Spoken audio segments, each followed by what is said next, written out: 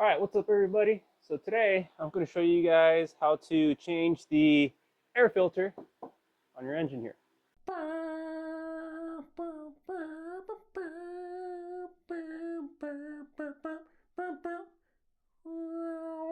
So I have a 2014 Honda, and to replace the engine filter, I'm going to use a Honda OEM part.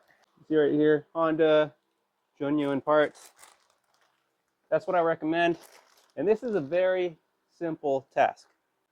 The box for my engine filter sits right above the battery. So there's a little clip here. So you pop that off. Another clip, second clip is right here next to it. Pop that off. And there's one more in the back. Pop that off. So I popped off a total of 3 clips here. Now I'm going to go ahead and open this up, slide it to the left. Being a little stubborn. There we go. All right. So here's the old filter. There's a little bit of debris. It's a little dirty, not too bad, but we're going to go ahead and replace this anyways. Okay, and looking at it, be sure to inspect. They are the same size. Okay. All right, so lift up my lid. Now it's oriented in a certain way, so that way you don't get mixed up with which side goes which, because otherwise it's not going to sit in there properly.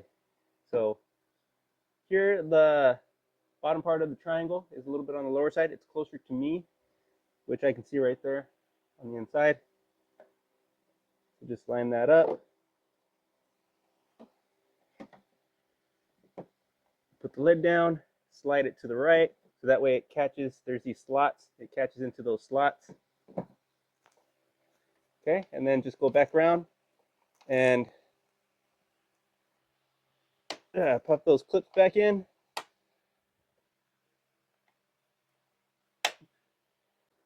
All right, and there you go. It's really that simple. So what's the purpose of doing this? Well, it's just kind of like putting a filter on your air conditioner.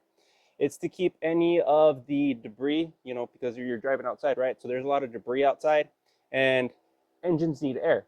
So whenever it sucks in air, it catches in the filter and it keeps all that debris from getting into the engine, because if a bunch of debris gets into the engine, basically it's going to blow up your engine. When it comes to the engine air filter, check your owner's manual. But for the most part, you're supposed to change it at least once a year or every 10,000 miles, whichever one comes first.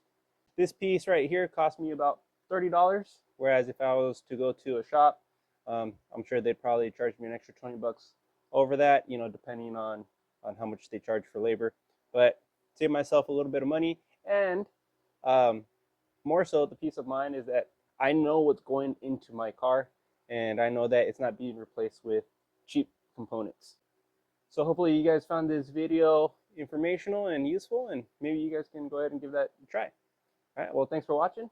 Take care, people.